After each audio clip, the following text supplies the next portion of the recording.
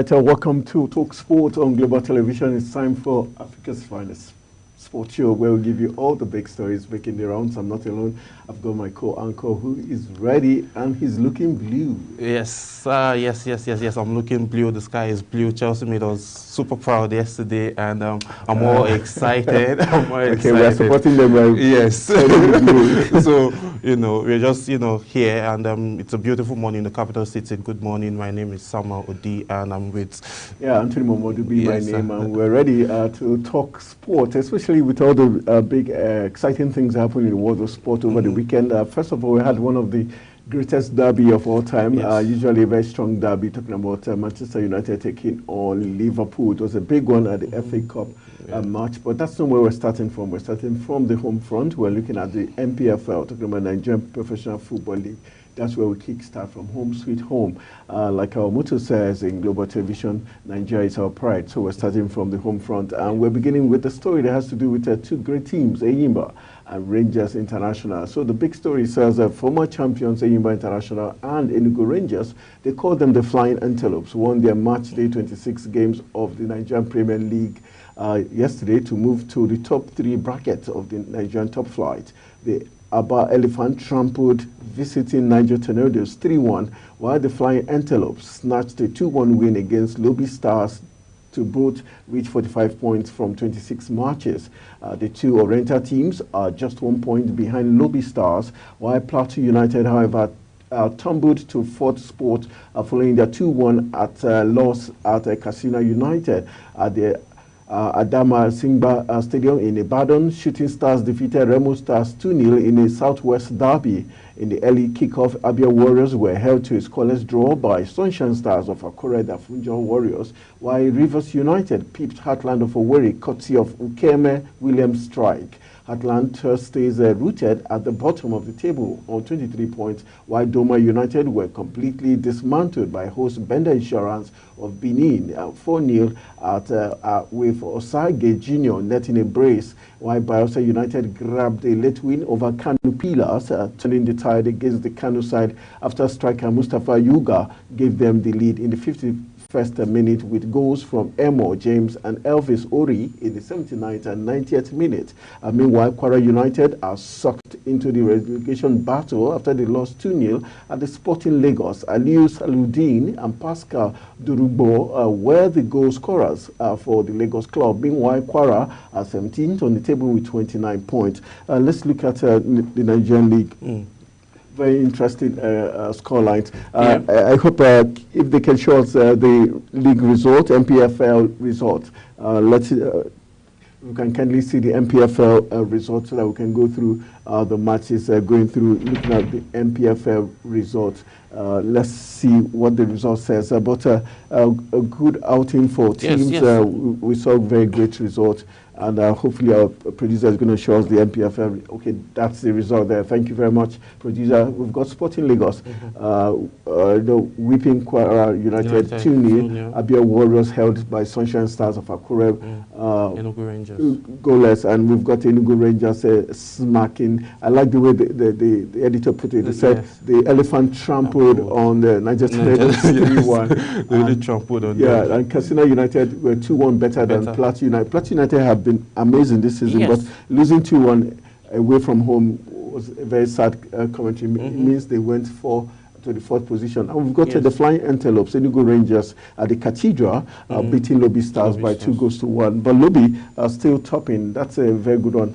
And my darling team, Bender Insurance of Benin, they got so much insurance. Whipped Doma United like for so goals. Much, they are called the Arsenal of Nigeria. So let's look at the scorelines. What would you have to say? It looks like most teams did win at home. Yes, I'm just so excited about the scoreline because I'm excited about MPFL in general because of how competitive it is now, and then it shows how hungry all of these players and all of these clubs are. The teams, the way they are all going, and look, just from the table, it's just like a 1 point difference from the person from Lobby Stars who are topping. So it's actually very, very amazing on how, Enyimba came back from, I think they dropped to the 4th place and now they are back to the 2nd place. So it shows how hungry they are. They keep fighting and fighting to be able to be on top of that table and then get to, retain their championship as the elephants that they are. All right, let's see if we can see the tables. I hope even not on the lineup, but if we can see the MPFL table so that we can see how the lineup is in terms of teams on top. Which team? The table, the MPFL table, we got first 13 teams on the table. Yes, that's the table there. We've got Yimba third. I think we've got Lobby still on top, and Rangers International is second on the log table. Plateau United are currently fourth. We've got Rebel Stars in the fifth position with 42 points. We can see Yimba 45, Plateau 44 points, and Shooting Stars are they're coming up really strong. 40 points. They're coming up real strong, especially with their victory at home. That gave them a good one. But Canopilas, if they had won, they would have gone up maybe fifth position, but they lost 2-1.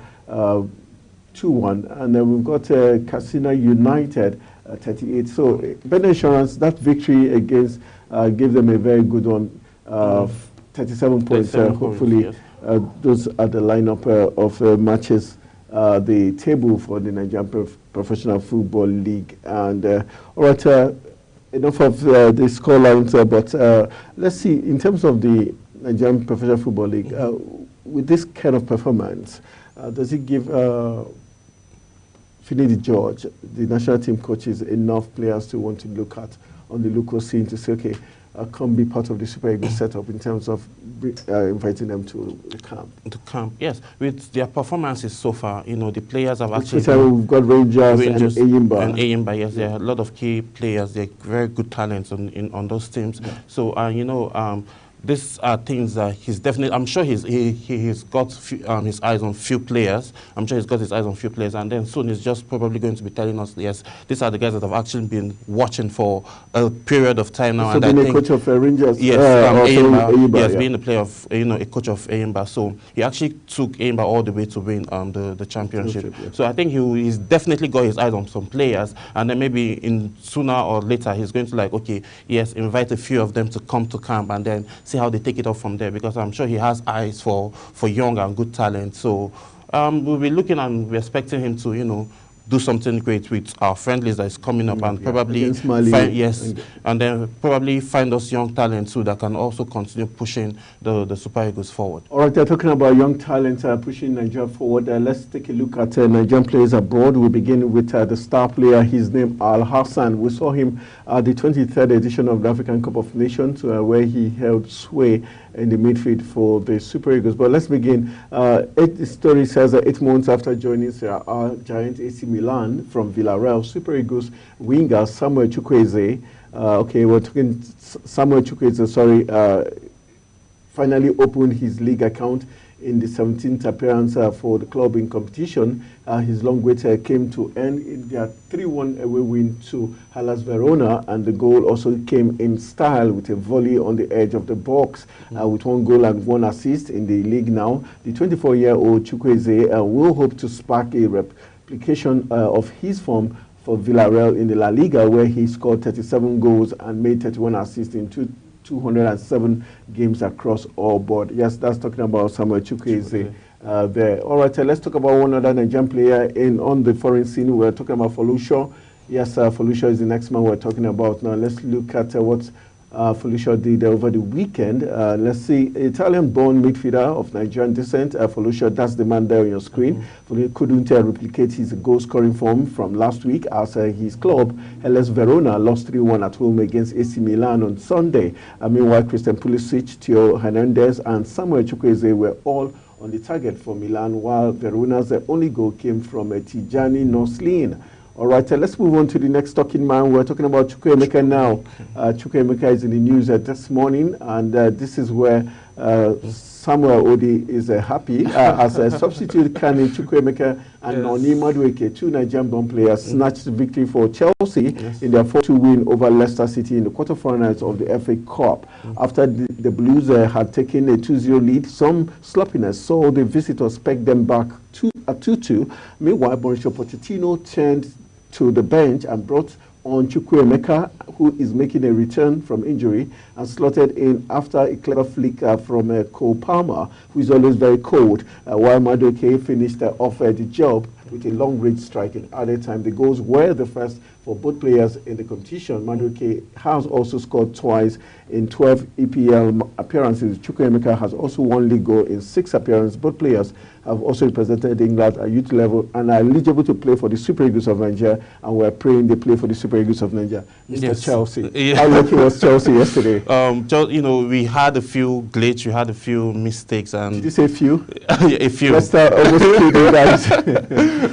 It was a few. You know, he started from that, you know, on goal from 30 yards. That was like so, you know, but let's just look away from that. Let's look away from that.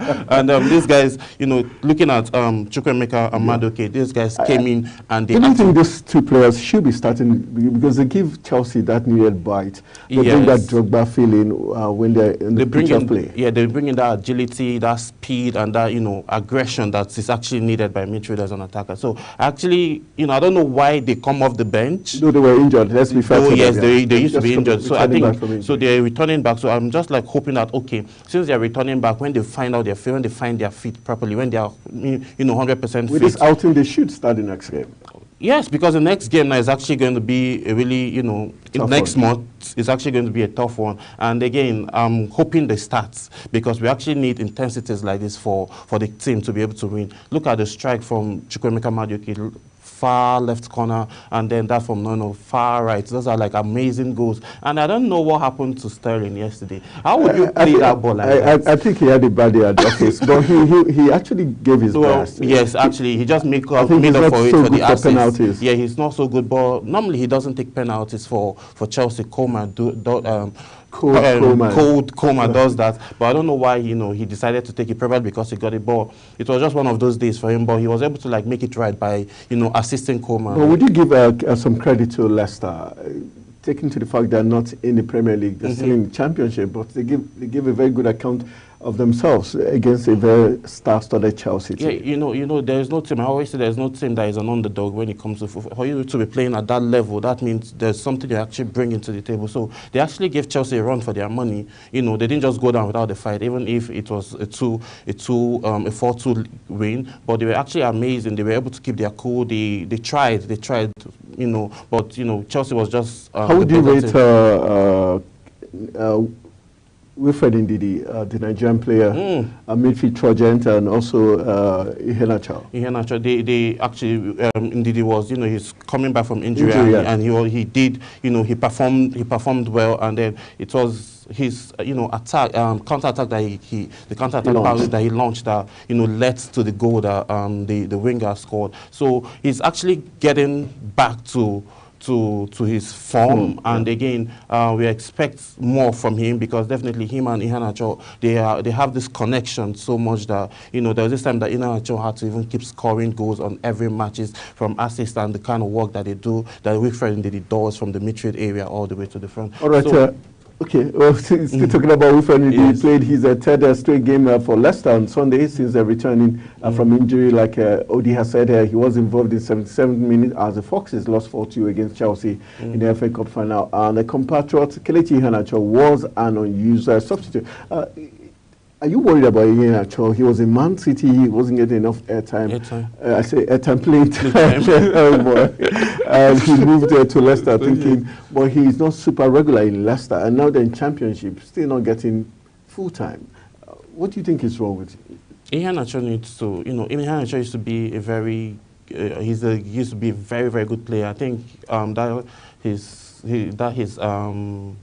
he needs to go back to his winning ways. He needs to go back to what he was doing before. Maybe train more and be hungry for more. Because like I was saying earlier, he used to score goals, you know, despite he wasn't getting enough playtime. But whenever he comes, he plays and then he gets to score goals. So I think he needs to go back to his scoring ways, positioning himself in, you know, right spots where he could just, you know, hit the ball and then he hits the back of the net. So I just hope he does better and then goes back, train more, get fit, and then keep doing what he does best. All right, we wish Iheanacho the very best. As we move on to, we're still looking at Nigerian players overseas, what they did over the weekend. Let's talk about female football. We're gender sensitive, so let's look at a Super African player. We're talking about Rasheedat. Is in the news this morning. Ajibade came off the bench for Atletico Madrid Feminine in their league game against Granada on Sunday and played a crucial role in their 1-0 win. She still has 4 goals and 4 assists in 20 games this season, not missing any of their matches so far. That's the lady there with the blue hair. She plays for Nigeria. How amazing is to see Rasheedat play in the La Liga is amazing, because it's going to make her a better player. Yes, it's definitely going to make her a better player. And again, it's actually fair for us to also talk about the ladies because we are still in their months, technically. So I know you couldn't miss that. Yes, in their months, technically. Yeah, in their months. We are in their months. Yeah, in their months. You are in their months. Okay, so it's actually amazing how, you know, she's getting more confidence. You know, her confidence is building, just like Moshola was doing when she was playing for Barcelona, and then she actually made history in her recent thing. So it's amazing how this lady is playing, and then she's getting more confidence, getting more play time, and with what she's performing in her club, we expect her to do the same with the Super Falcons. All right, still looking at female football and looking at another striker who plays for the Super Falcons of Nigeria. Her name Monday. Yes, she's in the news. It was all gloom for Gift Monday and Risola Babajide at home on Sunday as they were beaten 7-0 at the Campo de Football Pablos Abri. While Babajide started the game, she was replaced by Monday in the 67th minute. With a score at 6-0, 2 minutes after coming on. Monday scored an own goal to complete the route for their visitors. All right, Monday, I wish we could see Monday's face. She plays for Tenerife in Spain. Yes, that's the lady there who scored the own goal to ensure her team conceded 7 goals. Tenerife, how bad is this when a team concedes this much goals? But she's a good player, but I think the wrong team right now. I think, yes, that's just it. She's a very good player because we've seen what she could be able, what she can do, what she brought to the table in the national team. So we are not writing her off. She's a good player. It's just she needs to get a better team. Yeah, she needs a better team to perform well, because Monday is technically a good player, and then, you know, like Sterling had a bad day in office, she also had one bad day in office. All right, let's move on. We're talking Teller now. Teller is the next player. We're looking at he plays for Leverkusen. As we look at players on the foreign scene, let's let you know that Teller was involved in 8 minutes as Bayern Leverkusen continued their push for the first Bundesliga title with another 3-2 win over Freiburg. As Xabi Alonso's men still have a 10-point gap above Bayern Munich, with Teller also on 5 goals and 1 assist in 17 appearances. Teller is doing great. Yes. 5 goals, 1 assist in 17 appearances. That's a very good ratio. That's a good start. And I think we should start looking at making the national team as soon as possible. Yes, we are just looking, with the NFF trying to find us a coach. I think Rashid Finidi should be able to start reaching out to these guys early enough before they finally get us a coach. Because if we don't make moves for these guys, some other countries are actually looking at, snatching them away from our hands. Because even when you invite them and you don't play them, they can still play for. Yes, they can still play for. So I think they should just keep, reaching out to them and then seeing what they're doing, encouraging them, and then, try to find a way to bring them, because we have a whole lot of talents out there, and if we are not careful, other countries are actually, snatching them. Like Felicio Verona. Yes, like Felicio. I think the Italian team. Yes, they sent him an invite already. They sent him an invite. So hoping, though he hasn't said nothing about that, so we are hoping he doesn't accept and he decides to come play for Nigeria. Yes. All right, we're still looking at Nigerian players abroad. We've got Onyedika played another 90 minutes for Club Brugge, but they lost 2-1 away to St. Trudy. But despite the defeat, they have secured a place. Yes, that's the man there, secured a place in their title playoff as they are fourth in the table with 51 points after 30 games. That's Raphael Onyedika. We're wishing him the very best. And let's move on to the next player. We're still in Belgium. Ejuke and Hassan is what we're looking at this morning. Chidera Ejuke and Al-Hassan Yusuf were involved in Antwerp's 1-1 draw against Royal Union SG. Those are the two Nigerian players that have been doing well in the Belgian league. We saw Al-Hassan during the African Cup of Nations, and he did very well. He did amazingly well. Ejuke wasn't invited to the national team, but we know Ejuke has got quality. Yes, that's Al-Hassan there.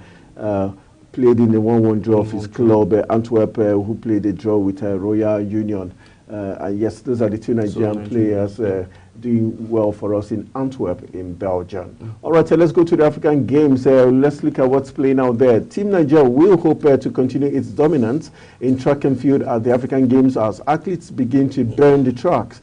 Today, at the ongoing 2023 edition of the African Games. Since the first edition of the African Games at Congo-Brazzaville in 1965, Team Nigeria has dominated the athletics event, winning a total of 309 medals comprising 141 gold, 104 silver, and 64 bronze. Let's look at Team Nigeria. Since 1965, we've always dominated the athletics event, 141 gold, 104 silver, and 64 bronze. There should be something for us today, starting from today. Yes, we're expecting more. Toby Amusu is going to be leading the pack. Yes, Toby Amusu is going to be leading the pack, and she takes off the jet on that running track, and then we're expecting more goals and golds and more medals from the athletes. It's actually amazing what these athletes are doing so far in Ghana, and they've undoubtedly proven us that yes, they deserve to be in this position that they are right now. And then it's not a surprise that they're still top. They are like top. They're top two. Today, how big is it for Toby Amusu? Because she'll be leading the pack today. We hope we can see Amusun's picture on the screen. How big is the burden for Toby Amusun to lead the athletes today as the athletics begin? Toby Amusun this is not the first time she's been in situations like this. She has, represented, and then we are expecting her to perform better because there's a high expectation from her. And then she leading the pack is actually going to know, she's going to know that, okay, there are people that are looking up to her to, finish the job, despite the fact they are still going to do their own part of the job. So we're expecting her to actually get us that gold medal because, one, she's actually superb when she's running. Like, she takes off the jet, and then she has not disappointed ever since. So we are, rooting for her, and then we know she's still going to make us proud, as she always does. All right, we wish them the very best. As just to let you know that Team Nigeria have moved up to one place on the medal table after winning 2 gold medals to reclaim their second spot at the ongoing African Games in Ghana. Having stayed in second position since the commencement of the event, Nigeria dropped to 3rd position on the medal table on Thursday, with South Africa claiming the second spot. Nigeria ended day 10 of the event in 3rd position with 36 medals, 27 gold, 21 silver, 28 bronze to overtake South Africa. South Africans who occupied 3rd place with 25 gold, 29 silver, and 38 bronze medals. Though Nigeria sit above South Africa on the medals table, having claimed more gold medals, they have fewer total medals won compared to the South Africans who have won a total of 92 medals, while both countries are still at each other's throat. They are some distance off Egypt, who lead with 154 medals, which comprises 90 gold, 35 silver, and 29 bronze. What can we do to Egypt? They seem to have a way of always sweeping the whole medal. Maybe just take some medals away from them. They have a way of always sweeping, those guys. Can we say they're more dedicated? Because they have other sports. That they've been consistent, unlike Nigeria and some other countries, really consistent when it comes to football. Maybe boxing, maybe 3-4 sports. But Egypt, across board, table tennis, swimming, they seem to have their hands full and do it so well. Yeah, that's the thing now. That's the thing now where, the federation needs to offer, like NFF, government, everybody needs to put hands on deck for, we have all those sports here. It's just that funding and all of that is actually what's affecting. Those athletes are not getting the whole support that they really need. That's why if they go, they still go there to perform and try their best with the little or no support that they get. And then they still, try to show us that, yes, with more support and all, we'll be able to do better. Egypt are definitely, doing so well and getting the support they need. I think that's why the athletes are actually having this kind of performances. So we just hope that our Nigerian Minister of Sports is going to just look into other aspects of, sports, basketball, badminton, all of that. They should just pay more attention, encourage these guys. To the sports they call lesser sports. Because, all right, we'll go for a very quick break. When we come back from the break, we'll be taking you to the foreign scene where the biggest derby in world football took place. It was Manchester United taking on Liverpool in the FA Cup quarterfinals. and you can't believe the scoreline. It was like ding-dong. At a point, it was United, they already lost the game, and it was like, Ten Hag, you're going to get sacked by Monday morning. And fast forward, it took one man who has been in trouble for different reasons in Brazil, Anthony, to put them back into the game. And it took an African, his name, Amad Diallo. It took a sensational strike by Amad Diallo, who finally probably has claimed a stake for United first team to get them that 4-3 win. We're going to talk about all this after this break. Stay with us.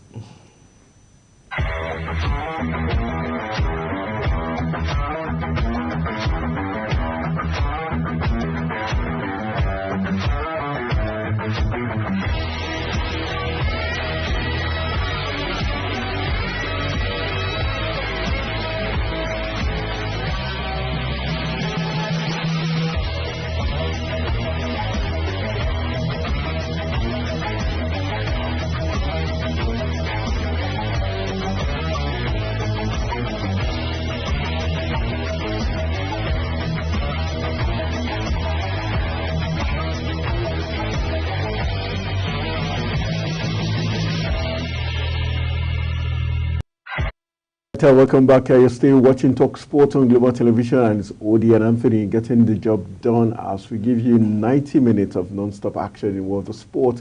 Let's take you to the foreign scene where the big derby in the FA Cup quarterfinals went down yesterday. It had already been an epic encounter. The scores were locked at 3-3. The clock had ticked over into added time at the end of extra time of the very tough FA Cup quarterfinals. Manchester United were defending. They were defending more than just Andre Onana's goal. Way more. They were defending their manager, Erik ten Hag, whose job was on the line. They were defending their pride, the history of the once proud club. They were defending professional reputations against accusation, not only that they are not good enough, but that they do care enough. Liverpool, who were still clinging to the dream of winning the quadruple for their departing manager Jurgen Klopp, had a corner. United cleared it, and when Harvey Elliott dallied on it too long on the edge of the area, Amad Diallo stole the ball off him. Diallo, who is 21, he is a young man who had seemed to be on the verge of giving up on his United career,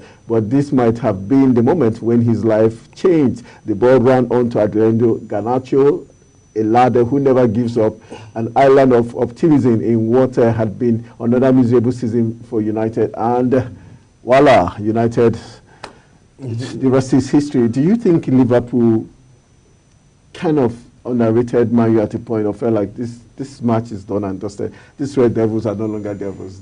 You guys showed them you were devils. Guys, I'm not part of them. You're not part of them. Okay, well, what do you think played out? At a point, looked at Liverpool were in cruise control. Yes. And suddenly, they just lost the momentum. I think they lost the momentum. I think when they had the 3-2 lead, it was like, okay, it's almost time, it's done and dusted. But it just showed the resilience of Manchester United, showed how hungry they were, showed, they just defended Old Trafford because there's a glory, there's a glory United. So they just had to, They're playing at home. Yes, playing at home again in front of their fans. They just need to give the fans something, to cheer for and to go back home with. So they showed how hungry they are, and then it was like a final to them yesterday because of the intensity they kept going. Onana himself was even, doing so much, catching everything outside. I was like, Onana, what are you on? So it was just amazing how even Amad Diallo came up and then in the 121st minute, and then put the whole thing to bed. And I felt Liverpool would have done more. They would have protected, defended properly, and then just took the lead that they had, but they kind of blew it. Let's look at that last goal by Amad Diallo. Yeah.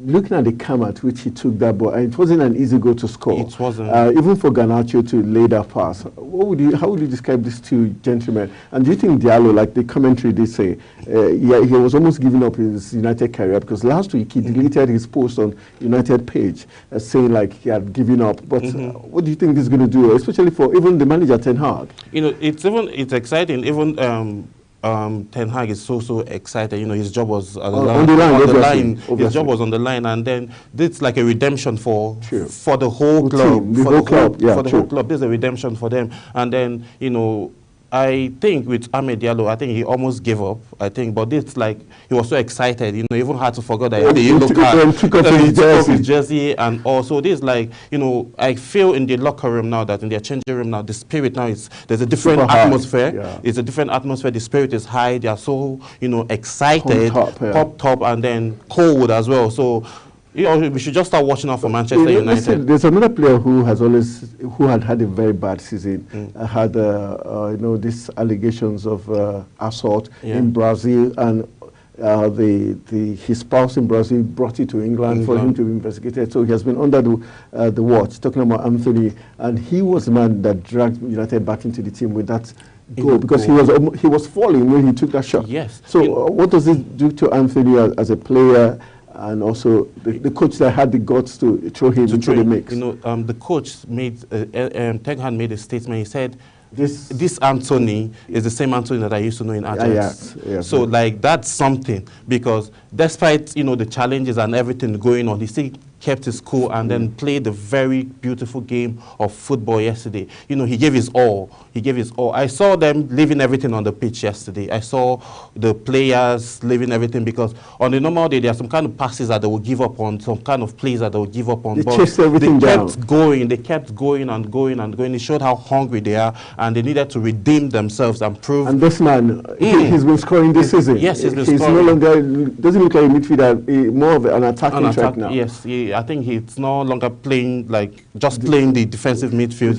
He's always up front. So it's just amazing the kind of work ethics this guy's put in, and then it's actually showing. And for Garnacho, this is third game in a row he has carried Manchester United over the line. Yes. How key is he going to be for the future? He's going to be a very good fit for the he's fit already, and then bought just £400,000. He's just letting the world know that if you're coming for me, just come with a very big bag right now. And then if he gets, you know, them to renew the contract, that means it's going to be something really, really big. Okay. So he's carrying. That's Diallo there scoring. Yeah, now we're going to talk about now Diallo scoring that very important goal. It just makes a lot of sense. Amad Diallo was the unlikely hero for United, with his 121st minute strike, securing a 4-3 win over Liverpool before he was shown the red card after jubilant celebrations. The 21-year-old Ivorian star came on the 85th minute to replace Rafael Varane and slotted home the eventual winner against Liverpool after Garnacho broke free from Harvey Elliott's misplaced pass. Let's look at for his future. Cote d'Ivoire, this is another big this is another, you know, very big fish for them. Yes, this is a big fish for them, and you know, he's actually on the rising. He's young and he's rising, and then making those runs. If you see the kind of runs, positioning himself for those kind of passes to come. And he took it with the left foot. And then he took it with his weaker foot even, and then he even like stumbled after scoring the goal. So I see what the goal meant to him, and then he was so excited. And then for the future and for Ivory Coast again, I'm sure they have their eye on him already. No one is stealing him away. So, all right, Ivory Coast are the defending champions, in case you didn't know. All right, let's move on. We've got Ten Hag in the news this morning. Yes, talking about Ten Hag, him saying Anthony is the person he used to know is the. Well, let's talk about Klopp now. Let's talk about Klopp. Something happened. The Liverpool coach, Jurgen Klopp, stormed out of the post-match interview with Canadian TV following Liverpool's dramatic FA Cup clash against United. The Reds were defeated 4-3 after extra time as Amad Diallo netted a 121st minute winner to secure an impressive comeback victory for United, with Klopp's side having led 2-1, 3-2 at different points. For Klopp, Klopp walked out when the Norwegian Outlet Sport was asking him a question, and he said he said the reporter was going to be in good shape as Liverpool who also lost. Is that being fair? It's really not being fair. That's a Klopp there. That's Klopp, you know. Is that frustration passing? Yes, frustration. That's just what it is, because you know, in his head, it might be like, yes, this is done, and then we're just, you know, headed to the finals, and then this happened. Because he wanted to win 4 tournaments, yes, but he wanted to win. He wanted to win that, but I think it was just a transfer of aggression and all, because right now, the reporter was just trying to ask a question, but I think he didn't just take it so well. He didn't take the loss so well, and then we don't know the whole story of what happened in the locker room, because he didn't take that so well. This is unlike Klopp. Klopp is like a gentleman who answers to the media when his team wins. Whenever his team wins, but he didn't deal with this loss properly, and then I think that's just what happened. Hope for a better game next time. So all right, just quickly look at this story. We can't help but still talk about Chelsea having a good day. It was a day to forget for Raheem Sterling, obviously, despite Chelsea's side advancing to the semi-finals of the FA Cup final, semi-final. Chelsea had a 2-0 lead at the break after goals from Cucurella and Cole Palmer, despite Sterling missing from the penalty spot. But some awful defensive mistake and more poor finishing from Sterling allowed Leicester back into the game. With Kani Chukwuemeka and Noni Madueke, both Nigerian players, both Igbo brothers, went on to give the Blues a 4-2 victory over 10-man Foxes. Do you think if Leicester didn't have a man sent off, the game might have been different? I think the game might be different, but it might... Because if 10-man Leicester could hold Chelsea until those two young stars came into the team. That means it would have been a different scenario if they had started early. Yeah. Because the way, when they came in, the game actually changed. Let's just be, let's say it out there. The game actually changed because of what they brought to the table, the intensity, the aggression. They just kept. We're asking if Leicester was in 10-man, would have Chelsea made it through?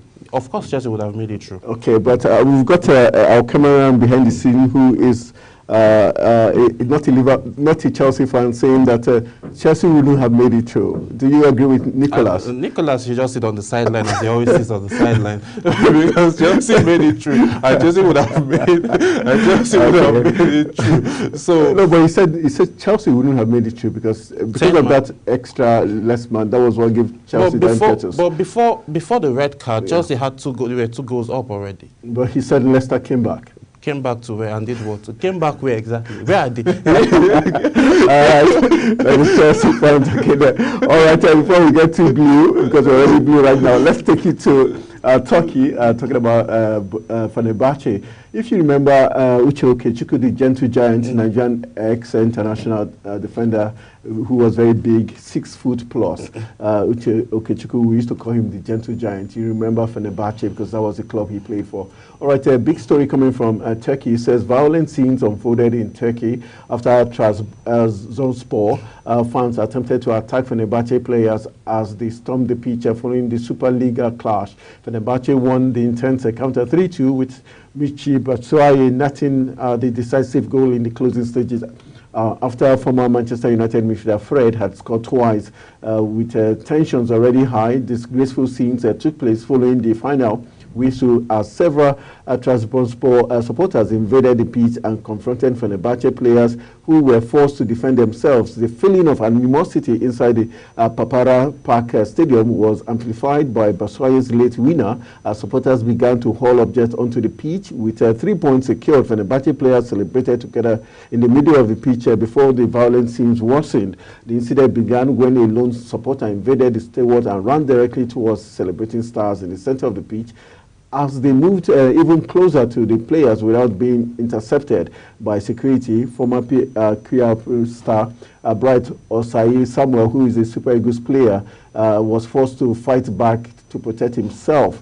The 26-year-old was seen raining down punches on his would-be attacker. And then the player who was the one beating the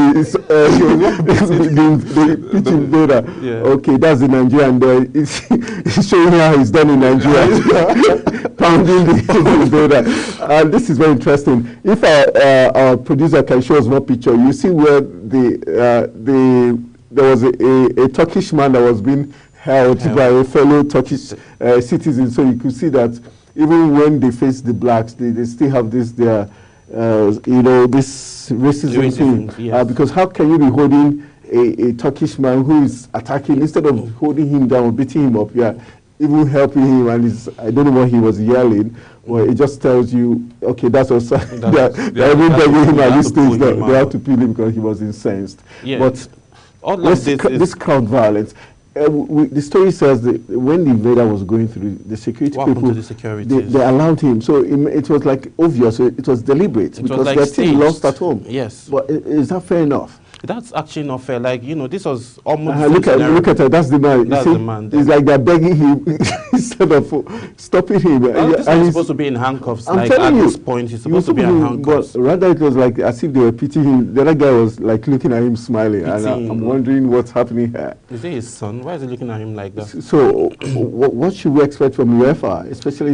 I think this guy he deserves a ban. He deserves a ban. One, he deserves a ban for like storming and then causing chaos like that. Like I said, attacking players. That's like they're, you know, it's actually not welcoming. It's not healthy because players now will be having second thought. Yeah. They won't feel safe anymore. And for Osahi, how safe is he? Because now his pictures has gone viral. They see him attacking Turkish people. Is he likely to be a victim? Shouldn't a victim now? He shouldn't now. His security should be utmost. Yes, his security needs to be like really, really tight because now he was actually defending himself because the securities that were put in charge of that stadium couldn't even do anything to stop one man from coming in. So automatically, since they couldn't stop one man, more people invaded, and then he had no choice but to defend himself. If he gets injured now, it's his career that is on the line. The club obviously will want to continue and then probably drop him, and then that is it for him. So he had to like put up a fight to defend himself. Actually, you know, the FIFA body needs to look into this because the same scenario happened with Brighton, you know, just 2 weeks ago, or is it a week ago? So that is like so sad for, you know, people to come out to have fun. This is a sport that unites different culture, different people together, and then coming out to experience things like this is actually alarming. So I expect FIFA to like pay serious attention to this, just as they are paying serious attention to no racism in football. All right, let's take you to Spain. They say when it rains in Spain, it pours, and one team is pouring with Catalan giant, the Catalunya, talking about Barcelona. In a big as Barcelona did the extraordinary revival since the man called Xavi said he was leaving. It looked like it spurred them to, you know, exciting times. That's the man there. Barcelona extraordinary revival since Xavi announced he was leaving at the end of the season continued apace with an emphatic 3-0 victory over Atletico Madrid. Diego Simeone's side had only dropped 2 points a home all season and were on a high from epic victory over Inter Milan on Wednesday night, but they were tired and confused mess in the second half as they tried and failed to respond to João Felix's opening goal. Barcelona took the lead in the 38th minute, and it had to be him who scored. The Portuguese forward, João Felix, contracted to Atletico until 2029, but he will never be welcome. This should be a very sad loss to them. Yes. And this... obviously, Barcelona would not want Xavi to go with this very amazing performances. Yeah, like I think think week in, week out. I think the moment he announced that he's going to be leaving, I think he went into his bag of tricks, and then he went into his bag of tricks, and then started bringing out things. You know, João Felix couldn't celebrate, yes, but the damage is done already. You scored the goal, so there is nothing whether you celebrate or not. I know you not. So can we say Perez Simoni was one who got it wrong? Because for him not to be able to use João Felix very well, and he moves over to Barcelona, and he's been one of their key men. Yeah, maybe he wasn't just. Probably there's something we don't know between the two, the coach and the player. But you know, there's always something. But now, since he's in Barcelona and then doing so well, he's giving Barcelona results with Xavi's, you know, tactical intelligence and what he brings to the table. And then João Felix has always been a good player. Even when he was in Atlético, then out of nowhere he stopped performing, and I'm sure there must be something we don't know. But when he got to Barcelona, he has been doing so well, and went to Chelsea, came back to Barcelona, and then he has been amazing. Yeah, he has been amazing. All right, let's wrap our discourse with a very quick one in the world of tennis. Let's tell you about the man called Djokovic. Yes, he's in the news this morning. After losing in the third round at the Indian Wells, top-ranked tennis star Novak Djokovic announced that he would skip the Miami Open this year. Let's tell you that the 36-year-old Serbian announced his decision on Saturday following his 6-4, 3-5, 6-3 defeat to world number 123, Luka Nadi, at the BNP Paribas Open Monday. Nadi, 20, became the lowest-ranked player to beat Djokovic in the Grand Slam ATP Masters 1000 event.